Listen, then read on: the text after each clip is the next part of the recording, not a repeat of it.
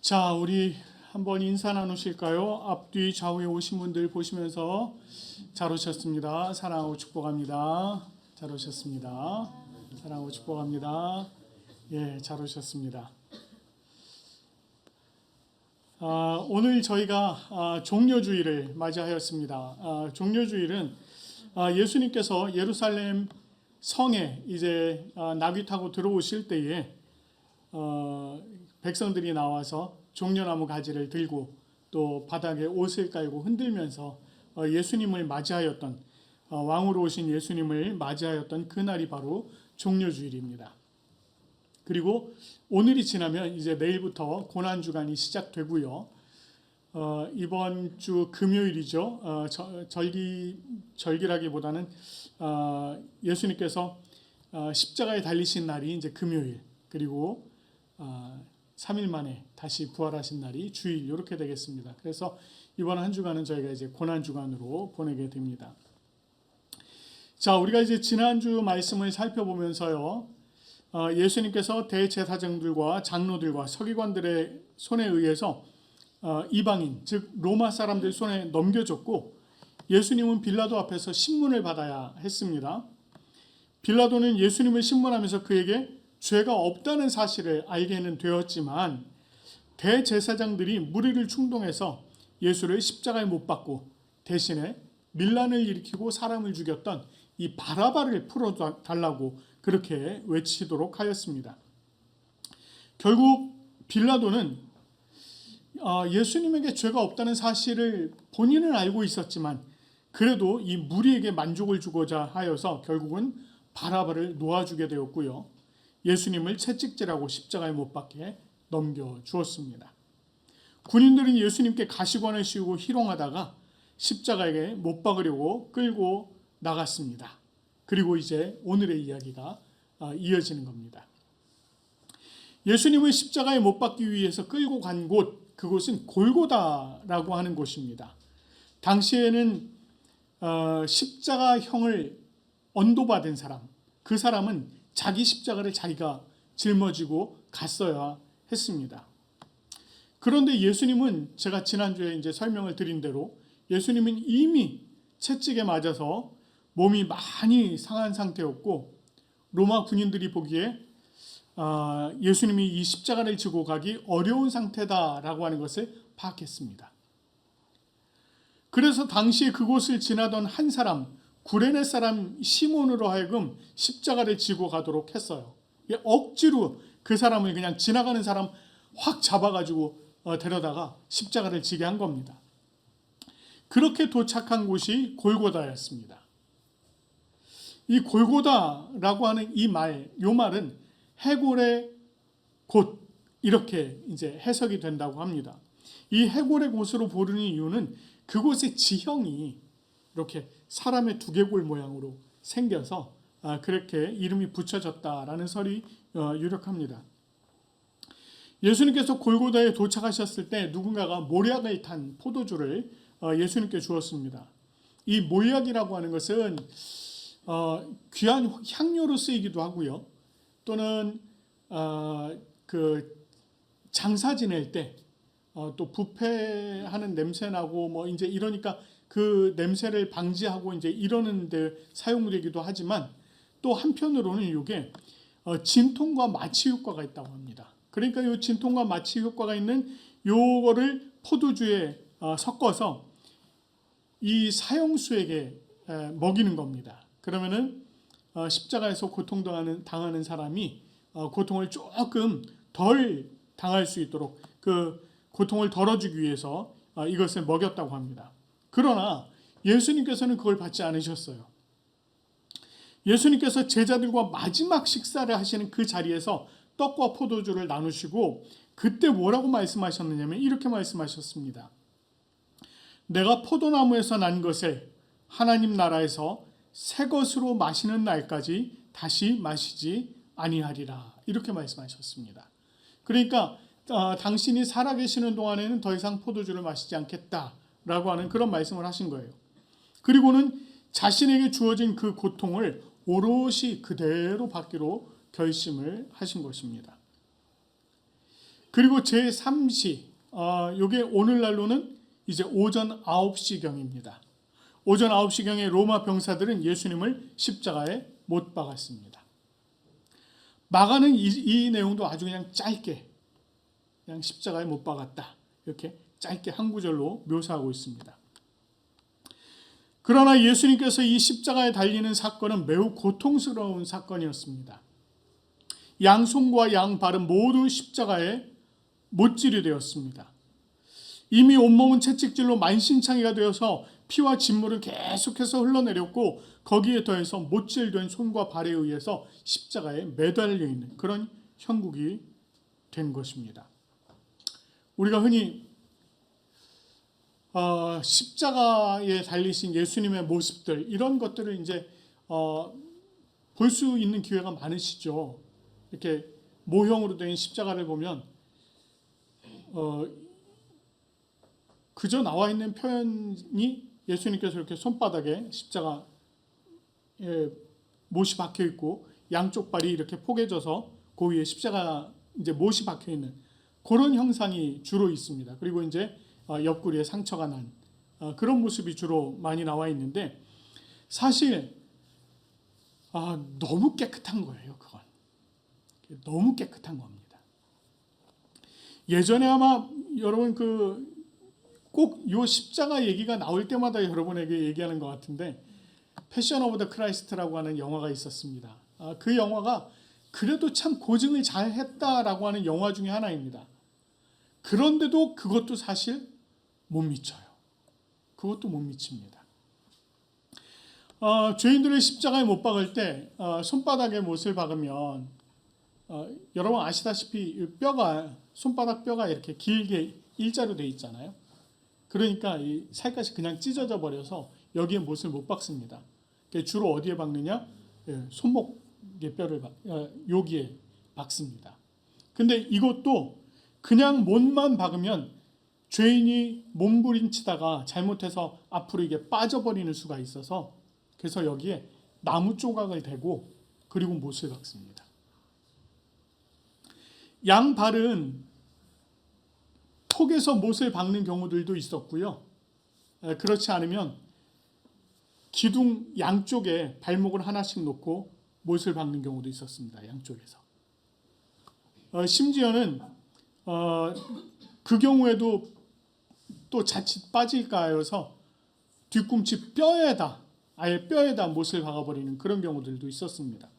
그래서 십자가에 죽은 사람들의 그런 사체들에서 나온 이제 뼈 조각, 이런 것들이 지금도 전해지고 있는데, 그런 거 보면 그렇게 뒤꿈치에 못이 박혀 있는 상태로 그렇게 발견되는 경우들도 종종 있습니다. 십자가에 달리면은요, 몸무게 때문에 몸이 아래로 처집니다. 몸이 처질 수밖에 없어요. 그러면은 여러분 여기 쇄골이 있죠? 이 쇄골이 기도를 압박하기 시작합니다. 숨쉬기가 힘들어져요. 그리고 양쪽 이 숨을 쉬는데 힘을 쓰는 이런 근육들이 힘을 못 받기 때문에 숨쉬기가 힘들어집니다. 그러면 어떻게 하느냐면 못 박힌 발을 의지해서 숨 한 번 쉬려고 다리를 밀어 올리는 거예요. 그렇게 하는 경우가 많습니다. 심지어는 뭐 며칠씩 가는 사람들도 있었다고 해요. 십자가에서. 그래서 그 이후에 다른 일정이 없는 경우에는 괜찮습니다만, 만약에 중요한 일이 오늘 저녁부터라든가 또는 내일부터 시작이 된다 이러면 이 죄인을 빨리 죽여야 될 거 아니에요. 그래서 빨리 죽게 하는 방법으로 어떤 방법을 썼느냐면 정강이 뼈를 부러뜨립니다. 그러면 더 이상 힘을 쓰지도 못하고 그렇게 매달려서 죽게 되는 거예요. 예수님께서는 이미 그 위에서 이미 돌아가셨기 때문에 사실 정강의 뼈를 부러뜨리지는 않았고요.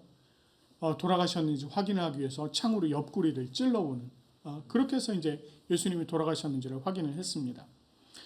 정말 말 그대로 예수님은 그 처절한 고통 속에서 완전히 내몰려 있는 그런 상태가 되었습니다. 이렇게 십자가 위에 계신 예수님 처절한 고통 속에 있는데 십자가 아래에서는 예수님의 옷을 나누어 가지기 위한 제비 뽑기가 이어지고 있었습니다. 이는 예수님의 옷들이 모두 벗겨져 알몸 상태가 되었다라고 하는 걸 얘기해요. 겉옷뿐만 아니라 속옷까지 다 벗겼거든요. 십자가는 육체적인 고통뿐만이 아니라 심한 수치와 굴욕이 동반되는 그런 처형이었습니다. 그러나 이 모든 것은 메시아가 당하게 될 수치와 고난을 이미 전하고 있었던 시편의 말씀, 시편 22편 16절부터 18절까지의 말씀을 보면 이런 말씀이 있어요. 개들이 나를 애워쌌으며 악한 무리가 나를 둘러 내 수족을 찔렀나이다. 내가 내 모든 뼈를 셀 수 있나이다. 그들이 나를 주목하여 보고 내 겉옷을 나누며 속옷을 제비 뽑나이다. 라고 하는 말씀이 있습니다. 그 말씀이 그대로 이루어지는 일이었어요. 예수님의 십자가 위에는 유대인의 왕이라고 하는 죄패가 붙어 있었습니다. 그리고 예수님의 좌우에는 강도 둘을 못 박았어요. 여러분 한번 그림 상상해 보십시오. 예수님이 가운데 못 박혀 있고 오른쪽 왼쪽으로 강도 하나씩 달려 있습니다. 그러면 어떤 느낌일까요? 딱 봤을 때 어떤 느낌이에요? 예수님이 강도의 우두머리, 이런 느낌입니다. 지금 그런 모습으로 예수님을 십자가에 못 박아 놓고 있는 거예요. 그곳을 지나가는 자들은 자기들의 머리를 흔들면서 예수님을 모욕하고 이렇게 말합니다. 내가 너를 구원하여 십자가에서 내려오라. 네 자신을 구원해봐라. 이렇게 얘기를 하는 겁니다. 대제사장들과 서기관들도 희롱하면서 뭐라고 얘기합니까? 그가 남은 구원하였으되 자기는 구원하지 못하는도다. 이렇게 얘기를 합니다. 예수님과 함께 달린 강도들도 이스라엘의 왕 그리스도가 지금 십자가에서 내려와 우리가 보고 믿게 할지어다. 한번 내려와서 우리로 믿게 해봐. 라고 얘기를 하고 있는 거예요. 이와 같은 내용들을 담고 있는 마태복음에서는요, 이렇게 얘기를 합니다. 내가 만일 하나님의 아들이여든, 이렇게 얘기해요. 말할 때마다 그렇게 얘기해요. 내가 만일 하나님의 아들이여든 자기를 구원하고 십자가에서 내려오라. 이렇게 얘기해요. 누가복음에서는 또 이렇게 얘기합니다. 만일 하나님이 택하신 자 그리스도이면 자신도 구원할지어다. 이렇게 얘기합니다. 여러분, 예수님께서 광야에서 시험 받으실 때 사탄으로부터 듣던 이야기 중에 하나가 바로 이거예요. 내가 하나님의 아들이여든 뭐뭐뭐뭐 해봐라. 내가 하나님의 아들이면 뭐뭐뭐뭐 해봐라. 이런 얘기를 했단 말이에요. 오늘 여기서도 하는 얘기가 뭐예요? 내가 하나님의 아들이면 너 자신을 구원해봐라.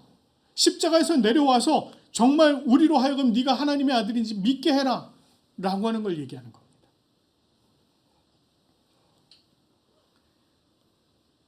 예수님께서 십자가에 달린 상태에서도 끊임없는 시험의 말을 듣고 계셨습니다. 그러나 예수님께서 정말 만약에 이것들 봐라. 내가 하나님의 아들인 거 진짜 보여줘? 라고 하면서 십자가에서 내려왔다라고 하면 하나님께서 원하셨던 그 사명, 그것은 이루어지지 않았을 것입니다. 그러나 예수님께서는 자신의 사명을 다하시기까지 십자가의 끝까지 머물러 계셨습니다. 그리고 오늘날 정오경, 온 땅에 어둠이 임합니다. 성경에서는 제6시라고 했죠. 온 땅에 어둠이 임하였고 이 어둠은 제9시까지 오후 3시경까지 이어졌습니다. 여러분, 정오부터요, 오후 3시면 가장 빛날 시간이에요. 가장 밝은 시간입니다. 그런 그때 해는 빛을 잃었고 어둠이 임하게 된 것입니다. 여러분, 성경에서 어둠이 상징하는 것은 주로 영적으로 어두워진 상태, 이걸 표현합니다. 그런데 그것뿐일까요? 아니요, 그것뿐만이 아닙니다. 구약의 내용들을 살펴보면 어두움은 혼돈과 심판을 의미하기도 합니다. 창세기 1장 2절 말씀에 보면 땅이 혼돈하고 공허하며 흑암이 깊음 위에 있을 때에, 그때에 하나님께서 빛을 선포하시면서 창조가 시작되었어요. 어둠이 가장 깊을 때 하나님께서 빛이 있으라 라고 말씀하시면서 창조가 시작이 되었습니다. 출애굽기에서 애굽에 내려진 9번째 재앙, 그 9번째 재앙이 흑암 재앙이었습니다. 온 땅에 흑암이 임했어요. 흑암이 있은 후에 최종적인 죽음의 심판이 애굽에 내려졌습니다. 애굽에는 최종적인 심판이 내려졌지만 이스라엘 백성들에게는 구원이 시작된 겁니다. 아모스서 8장 9절 말씀에 보면 이런 말씀이 있어요. 그날에 내가 해를 대낮에 지게 하여 백주의 땅을 캄캄하게 하며 라고 말씀합니다. 이 말씀을 통해서는 이스라엘에 임할 심판을 묘사한 것입니다. 그러나 그것은 심판임과 동시에 그 가운데서 구원받아야 할 자들을 구원하시는 또 새로운 구원의 시작이었습니다. 마찬가지로 오늘 예수님께서 십자가에 달리신 그 시간, 어둠이 임한 것, 골고다뿐만 아니라 온 땅에 임한 어두움은 그 어두움으로 끝나는 것이 아니라 이제 새롭게 시작될 구원을 알리는 전조였던 것입니다. 그리고 제9시 오후 3시경에 예수님께서 엘리 엘리 라마 사박다니, 나의 하나님 나의 하나님 어찌하여 나를 버리셨나이까, 이렇게 말씀하세요. 이것은 마치 하나님께서 자신을 버리셨다는 사실에 대한 깊은 탄식을 표현하는 것처럼 보입니다. 그러나 우리 이 말씀 잘 알고 있죠? 시편 22편 1절 말씀. 하나님이여 나의 하나님이여 나의 하나님이여 어찌하여 나를 버리셨나이까, 다윗이 고백합니다. 그 말씀이 바로 이거예요. 엘리 엘리 라마 사박다니. 다윗도 그렇고 예수님도 그렇고 이 표현을 통해서 정말 말씀하고 싶었던 것, 정말 말하고 싶었던 것들은 깊은 탄식과 더불어 강한 믿음과 소망을 말하고 싶었던 것입니다. 지금 본인이 처한 상황, 다윗 같은 경우 본인이 처한 상황이 너무너무 힘들고 어려운 어둠과 같은 상황이었습니다. 그러나 그 모든 시간들은 속히 지나가게 될 것이고 하나님께서 새롭게 구원해 주실 것을, 하나님께서 나와 함께 하심으로 말미암아 나를 구원해 주실 것을 기대하고 소망하고 있었다는 것입니다. 마찬가지로 예수님께서도 지금 십자가에 달리셔서 엘리 엘리 라마 사박다니, 나의 하나님 나의 하나님 어찌하여 나를 버리셨나이까 라고 이야기를 하고 있지만 이 속에는 주님 하나님 아버지 이 시간이 빨리 지나고 나를 구원하여 주시옵소서라고 하는 이 소망의 말씀이 그 안에 포함된 것입니다. 이런 예수님의 외침에 어떤 이들이 이렇게 얘기합니다. 보라 엘리야를 부른다. 엘리 엘리 라마 사박다니, 이렇게 하니까 엘리야 엘리야 이렇게 부르는 걸로 들렸던 모양입니다. 당시 사람들은 자기가 위험한 상황, 어려움 속에 처해 있으면 엘리야가 와서 구원해 줄 것이다 라고 하는 막연한 소망이 있었다고 해요. 그래서 예수님께서 엘리 엘리 라마 사박다니 얘기할 때 이 사람들은 엘리야를 부르는구나 이렇게 생각을 했다고 하는 것입니다. 그래서 그들이 뭐라고 얘기해요? 엘리야가 와서 그를 내려주나 보자 이렇게 얘기를 합니다. 예수님의 고통과는 상관없이 여전히 그들은 예수님을 향한 조롱의 말들을 계속해서 쏟아내고 있었던 것입니다. 그리고 얼마 후에 예수님께서 다시 큰 소리를 지르시고 숨지셨습니다. 예수님께서 숨지셨을 때 마가복음에서는요 2가지의 일을 기록하고 있습니다. 하나는 성소 휘장이 위로부터 아래까지 찢어져서 둘이 된 것입니다. 제가 요 몇 주 전이었죠? 성소 그림 보여드리면서 휘장의 위치 같은 거 다 말씀을 드린 적이 있습니다. 이 성소는 성소와 지성소를 구분하는 휘장이었어요. 그래서 그 지성소로 들어갈 수 있는 사람은 대제사장 단 한 사람, 그것도 1년에 단 한 차례, 그것도 함부로 막 들어가면 안 되고 자기가 들어가기 전에 먼저 하나님 앞에 자기의 모든 죄를 속하는 속죄의 제를 예배를 먼저 드리고 그리고 나서야 들어갈 수 있었습니다. 그러나 이 성소의 휘장이 위에서부터 아래로 찢어지는 사건으로 인해서 이것은 누구나 하나님 앞으로 나아갈 수 있는 길을 열어주신 것이다 라고 하는 것을 말씀을 드린 바 있습니다. 그리고 여기서 이 찢어지다 라고 하는 말, 이 헬라어 스키조라고 하는 이 말, 이 단어가 마가복음에서 딱 2번 나왔다고 했어요. 딱 2번 나왔습니다. 오늘 지금 여기 성소가 휘장이 위에서부터 아래로 찢어졌다. 스키조, 찢어졌다. 여기서 한 번 나오고요. 또 한 번이 어디였느냐면 여러분 마가복음 1장 10절 말씀 제가 그때 설교하면서 여러분께 이 말씀을 드린 적이 있어요. 예수님께서 요단강에서 세례를 받고 물에서 올라오실 때 하늘이 갈라짐과 성령이 비둘기같이 자기에게 내려오심을 보시더니 라고 하는 말씀, 그 말씀에서 갈라지다, 이게 바로 오늘 이 말씀과 같은 찢어지다 같은 말씀입니다. 이것은 하나님께서 길을 만들어 주신 것일 뿐만 아니라 하나님의 통치, 하늘에서 이루어졌던 하나님의 통치가 이제 이 땅 가운데 침투해 들어온 것을 의미하는 것이었습니다. 성소 휘장이 위로부터 아래로 찢어진 것도 하나님께서 위로부터 아래로 임재하시는 사건이고 찢어주시는 사건이었고, 그 하나님의 통치하심이 이 사람들에게 온전히 열리게 되었다라고 하는 것을 의미합니다. 그래서 누구든지 자유롭게 하나님 앞에 개인적으로 나아갈 수 있게 그렇게 길을 열어주신 사건이었습니다. 예수님께서 숨지셨을 때 일어난 또 다른 일, 그것은 예수님을 향해 서 있던 백부장의 말입니다. 그는 예수님께서 숨지심을 보고 이렇게 얘기해요. 이 사람은 진실로 하나님의 아들이었도다. 백부장이 뭐 하는 사람인가요? 우리 성경에 보면 그런 표현들이 있어요. 천부장, 백부장, 50부장, 뭐 이런 표현이 있습니다.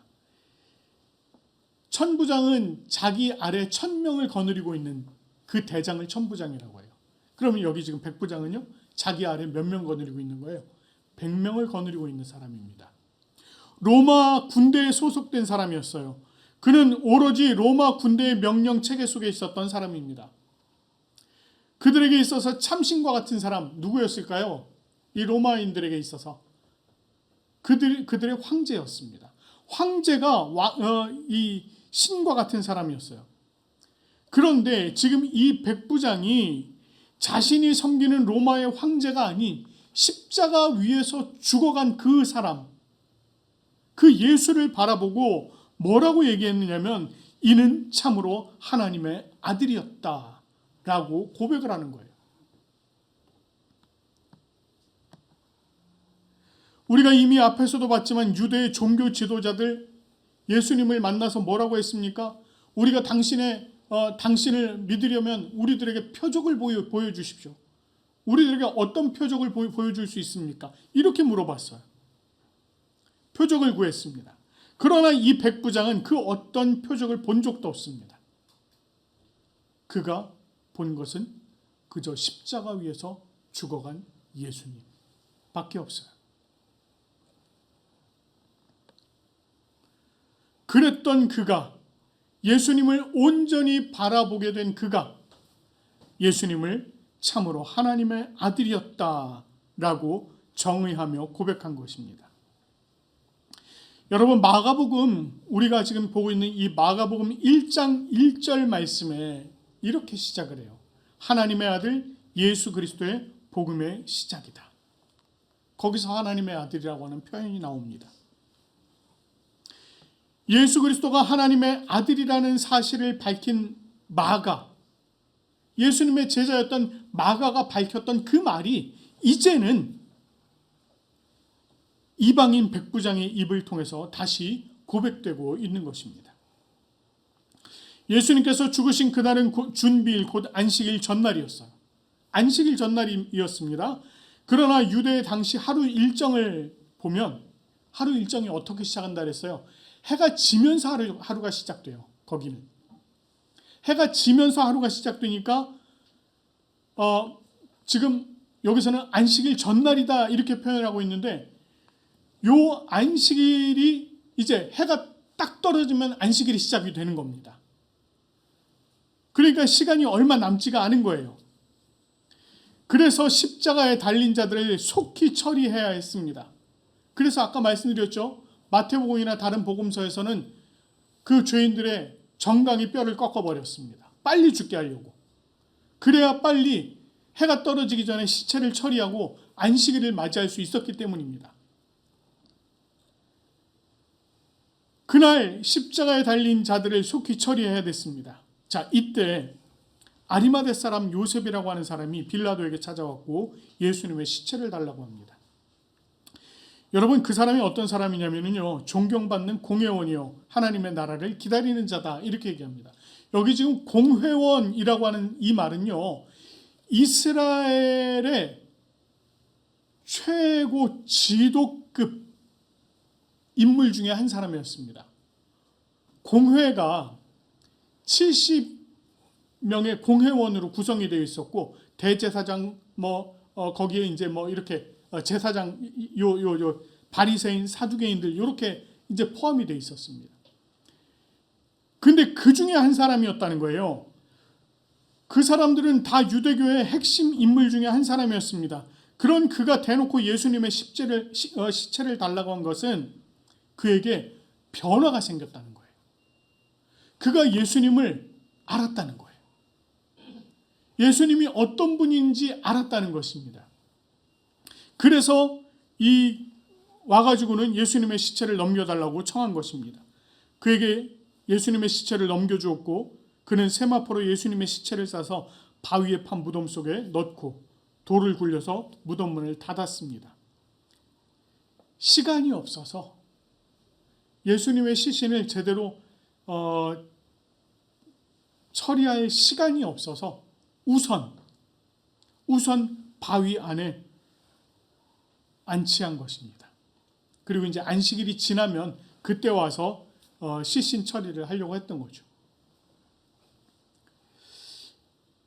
이렇게 예수님을 온전히 장사 지내지도 못하고 무덤에 안치하는 것으로 오늘 이야기가 마무리가 됩니다. 오늘 우리는 예수님께서 십자가에서 죽으신 사건, 이 사건을 살펴봤어요.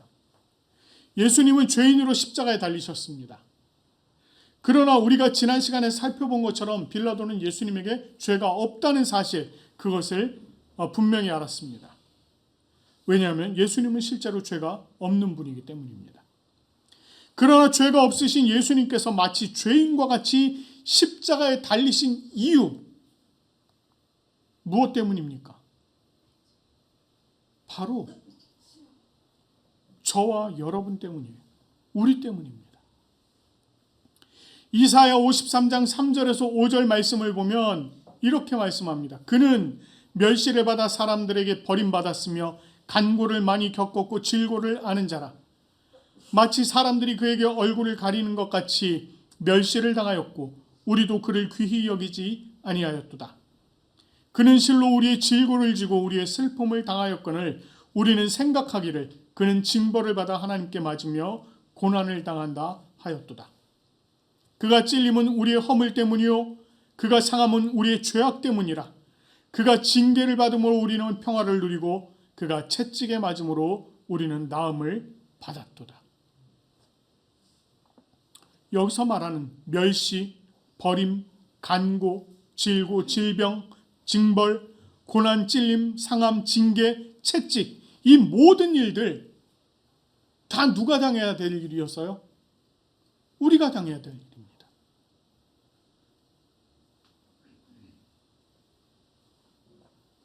그러나 그 모든 것을 우리가 당하지 않았습니다. 왜요? 여호와 하나님께서 그 모든 죄악을 그에게 예수 그리스도에게 담당시키셨기 때문입니다. 예수님께서는 그 하나님의 뜻을 잘 아셨기 때문에 곤욕을 당하며 괴로울 때에도 그의 입을 열지 않으셨습니다. 마치 도수장으로 끌려가는 어린 양과 털 깎는 자 앞에 잠잠한 양같이 그의 입을 열지 않으셨던 것입니다. 우리가 이 세상을 살아가면서 나는 죄 없다라고 자부할 사람 있을까요? 없습니다. 우리가 이 땅에서 그리스도인으로 살아간다고 해서, 내가 예수 그리스도를 믿고 그리스도인으로 살아간다고 해서 마치 나는 죄가 없는 것처럼 얘기할 수 있을까요? 아니요, 그럴 수도 없습니다. 우리는 여전히 이 세상을 살아가는 동안에 죄악을 달고 살아가는 자들입니다. 다만 예수 그리스도께서 십자가에서 흘리신 그 피로 우리의 죄를 다 덮고 계실 뿐이에요. 나의 죄가 완전히 없어진 게 아니라는 거예요. 그냥 덮어서 보이지 않게 해놓으신 것 뿐입니다. 내가 내 옆에 있는 사람을 향하여서 죄인이라고 손가락질할 수 있습니까? 아니요, 할 수 없습니다. 그렇게 할 수 없는 것은 바로 내가 죄인이기 때문입니다. 예수님께서 나의 죄로 말미암아 십자가를 지셨습니다. 나를 대신해서 채찍질을 당하신, 나를 위해서 당하시고 나를 위해서 십자가를 지시고 십자가에서 죽으셨어요. 그 예수 그리스도의 사랑과 숭고한 희생이 있었기 때문에 오늘 저와 여러분이 이 땅 가운데서 그리스도인으로 살아갈 수 있는 것입니다. 이번 한 주간 우리가 예수님의 십자가를 깊이 묵상하시기 바랍니다.